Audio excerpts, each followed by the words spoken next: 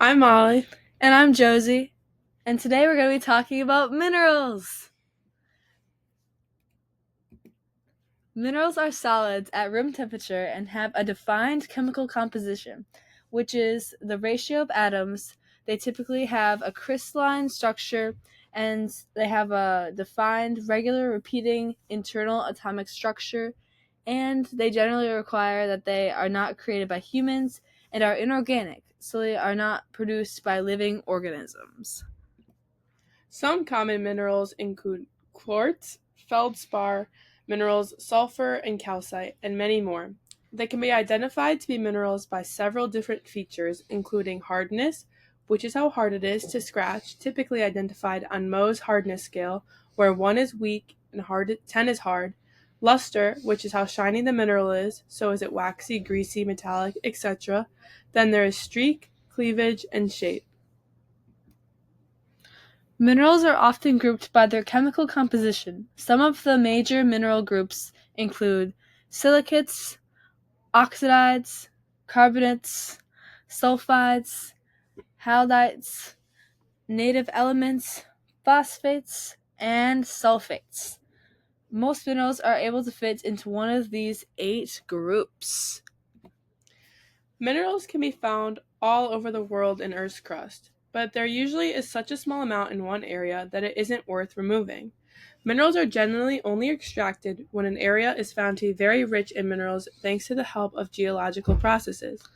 These include processes like plate tectonics moving, volcanic activity, and the weathering of rocks.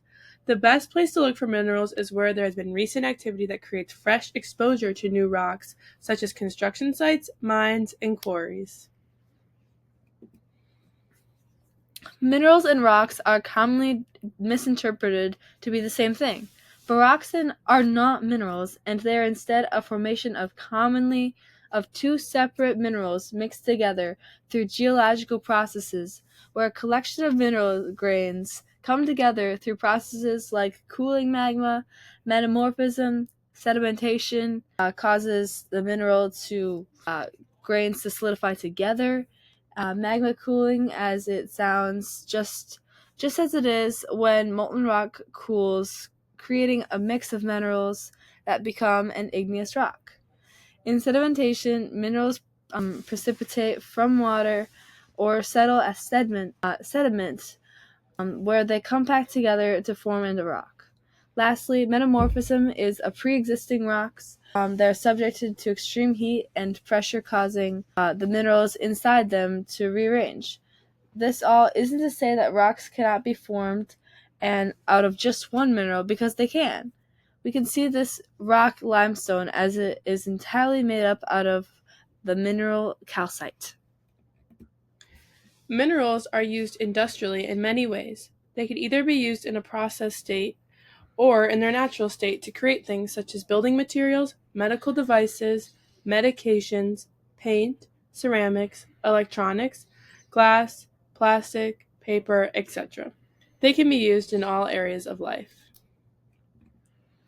And lastly, these are our sources. Thank you so much.